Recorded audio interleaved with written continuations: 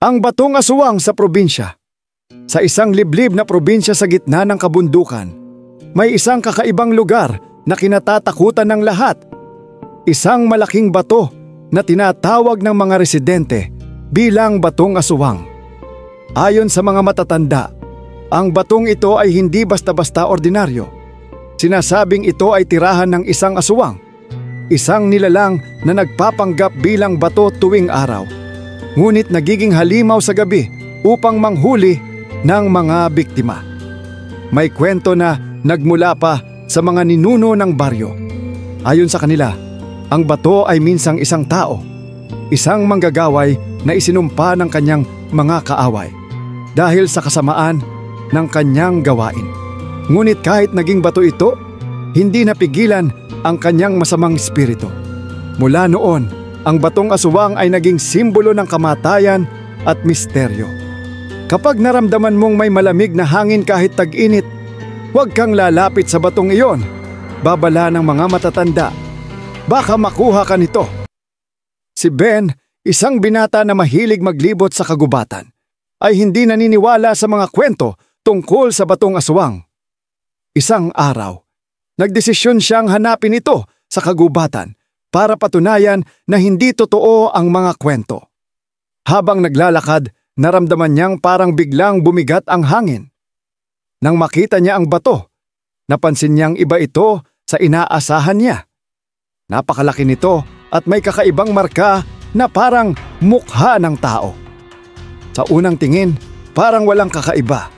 Ngunit habang tumatagal, naramdaman niyang parang may mga matang nakatingin sa kanya. Pagkatapos ng ilang minuto, nakarinig siya ng kakaibang tunog, parang mababang boses na nagmumula sa bato. Umalis ka! O ikaw ang susunod! Sa halip na umalis, nilapitan pa ni Ben ang bato.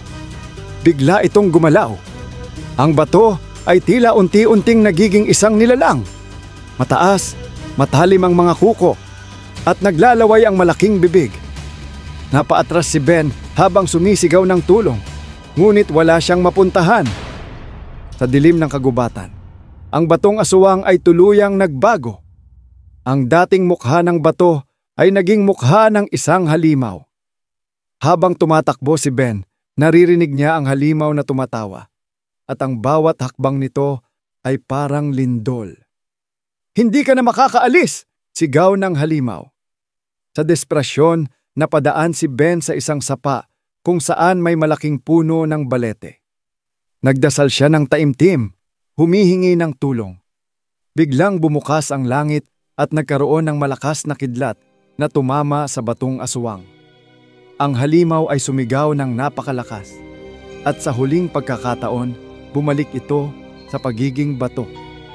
Nakaligtas si Ben at agad na nagkwento sa mga tao sa baryo. Ang lahat ay natakot sa kanyang karanasan, ngunit natutuwa sila na nakaligtas siya.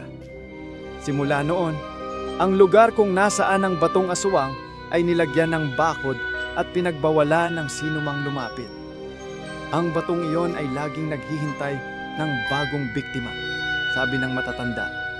Huwag nating gambalain ang mga nilalang na hindi natin lubos na nauunawaan.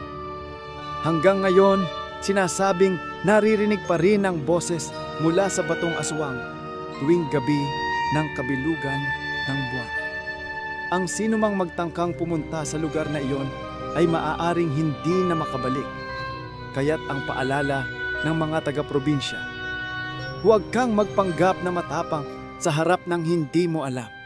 Baka sa huli, ikaw ang maging biktima ng Batong Aswang.